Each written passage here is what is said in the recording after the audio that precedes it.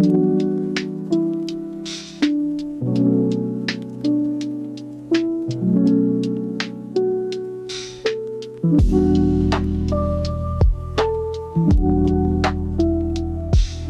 kali ini gue akan membagikan skema box NTX PLR115 yang terinspirasi dari skema box planar yang umum digunakan. Skema ini dikhususkan untuk transducer speaker JIC dengan tipe LA15100.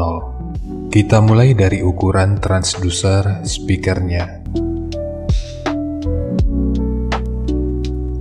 Untuk diameter lubang pada box, ini ukurannya 354 mili, ukuran magnetnya 217 mili, ukuran total dari magnet hingga gasket 130 mili, ketebalan gasket 13 mili, ukuran antara baut 371 mili, ukuran terluarnya 388 mili. Dan mungkin masih ada istilah yang salah dari cara penyebutannya, dan di waktu berikutnya akan terus gua coba untuk perbaiki. Sekarang kita beralih ke spesifikasi teknis dan TS parameternya.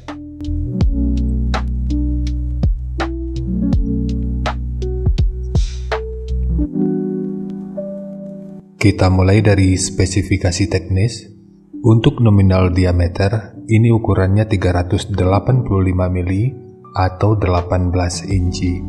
Impedansinya 8 ohm, nominal power handling 600 watt, program power 1200 watt.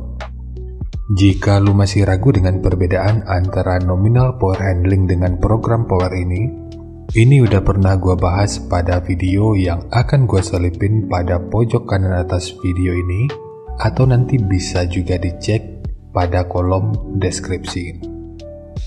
Kemudian untuk sensitivitas pada 1 watt per 1 meter, ini 95,61 dB. Untuk rentang frekuensi, mulai dari 38 sampai 3300 Hz atau 3,3 kHz. Ukuran voice coil-nya 100 mm atau 4 inci. Untuk spesifikasi lanjutan bisa dilihat sendiri. Sekarang kita beralih ke spesifikasi utama, yaitu TS parameternya. Untuk Fs, ini 37,01 Hz, RE 5,955 ohm, GMS 10,44, CAS 0,351, GTS 0,34, GMS 0,141 mm per Newton, MMS 131,3 gram, efisiensi 2,242%, BL 22,74 Tesla meter, fast 163,1 liter, SD 0,09 meter persegi, Xmax 5,65 mm, dan induktansi voice coil-nya ini 0,986 mH. Dan untuk jenis box speaker, ini lebih direkomendasikan untuk digunakan pada box dengan lubang angin. Karena untuk EBP-nya, ini sekitar 105,4. Cara mengetahui EBP ini juga udah pernah dibahas pada video yang akan gue selipin pada pojok kanan atas video ini, atau nanti bisa juga dicek pada kolom deskripsi. Sekarang kita masuk aja ke rincian semuanya.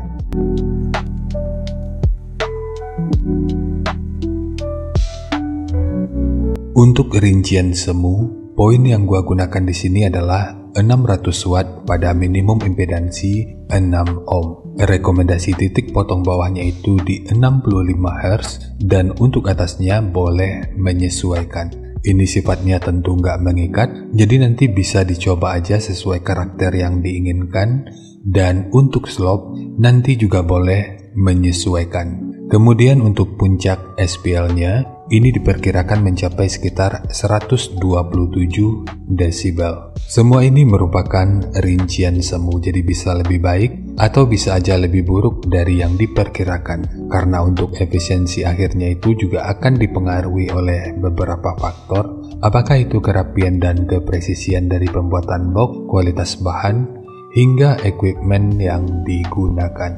Sebelum melanjutkan, harap baca deskripsi video karena ada beberapa informasi tambahan terkait bahasan yang ada pada video ini.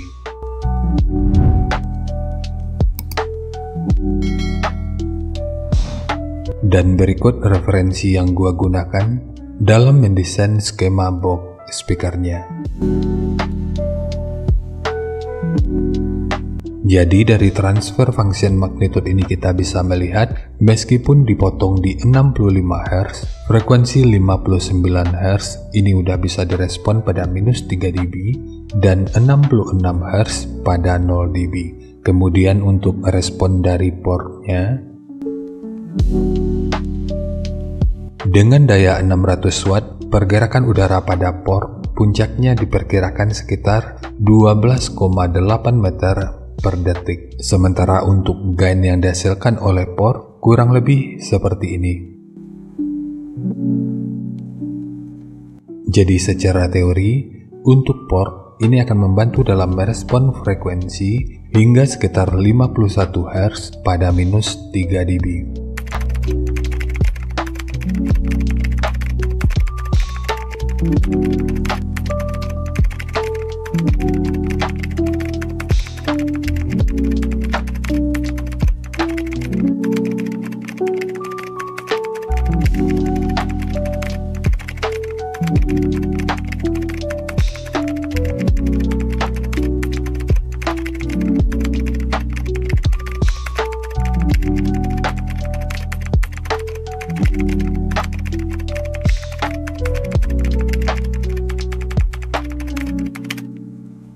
Sekarang langsung kita bahas aja skemanya. Untuk ketebalan multiplex, ini menggunakan multiplex dengan ketebalan 18 mili. Kita mulai dari tinggi, jadi tinggi box ini adalah 500 mili, panjang ke belakang 700 mili, kemudian lebarnya 500 mili. Yang perlu diingat, ketiga poin ini merupakan ukuran terluarnya. Untuk port, panjang totalnya itu adalah 375 mili. Kalau diukur dari sudut ini totalnya menjadi 374 mili. Ini sengaja dimundurin 1 mili, ya mana tahu lu membutuhkan space untuk memasang besi pengaman atau grill speakernya. Kemudian ukuran dari sudut ini sampai ke sudut ini ukurannya 307 mili. Lalu untuk sekat dinding belakangnya, di sini gua menggunakan 2 buah, di mana masing-masingnya menggunakan ukuran 80 mili. Dan jangan lupa dengan segitiga kecil di sisi kiri dan kanannya. Kemudian untuk triplek dari dudukan speaker ini menggunakan 2 lapis, satu sebagai dudukan utama dari transdusernya, dan satu lagi sebagai penguat dari dinding luarnya. Dan bagian dinding luar ini tentu juga sangat penting, jadi jangan di skip. Sebab peranan dinding luar ini akan cukup berfungsi dalam memperkuat serta meredam hentakan dari output suaranya. Sekarang kita fokus ke ukuran internal dari portnya. Ukuran dari sudut ini sampai ke sudut ini ukurannya 50 mili. Begitu juga dengan ukuran dari sudut ini sampai ke sudut ini ukurannya juga 50 mili. Sementara untuk tekukan ini, yang kalau kita ukur dari sudut ini sampai ke sudut ini ukurannya 85 mili. Sementara untuk handle, ini hanya untuk estetika dari penyajian videonya aja. Namun jika lu ingin menggunakan handle triplek seperti ini, akan lebih baik jika sudut luar dan dalamnya dibentuk seperti ini. Ini bertujuan, selain untuk menjaga aerodinamika, secara tampilan, ini tentu juga akan lebih menarik. Jadi nanti tinggal lu custom aja sesuai kebutuhannya. Sementara untuk pemasangan speaker yang paling sering ditanyakan, apakah ini dipasang normal atau magnetnya di luar? Semua itu tentu tergantung pada selera dan kebutuhan. Karena dari EBP-nya ini udah di atas 100, ini tentu bisa digunakan untuk pemasangan mode normal ataupun magnetnya di luar. jadi nanti tinggal disesuaikan aja dengan kebutuhan. Dan jika ingin bikin mode double, lebar boxnya ini akan menjadi 982 mili. Sementara ukuran lainnya ini tetap sama. Jadi meskipun di double, ruang resonansi masing-masing speakernya itu tetap dipisah. Jadi segitu aja untuk skema dari box NTX PLR115 khususnya untuk transducer speaker JIC dengan tipe LA 15100. Jika nanti lu punya link review dan video cek soundnya, silakan bagikan aja pada kolom komentar agar bisa dijadikan referensi juga buat teman-teman yang lainnya. Terima kasih untuk lu yang udah nonton sampai detik ini. Bagaimana tanggapannya atas bahasan kita kali ini? Sampaikan aja pada kolom komentar, biar kita sama-sama bisa belajar agar lebih baik lagi.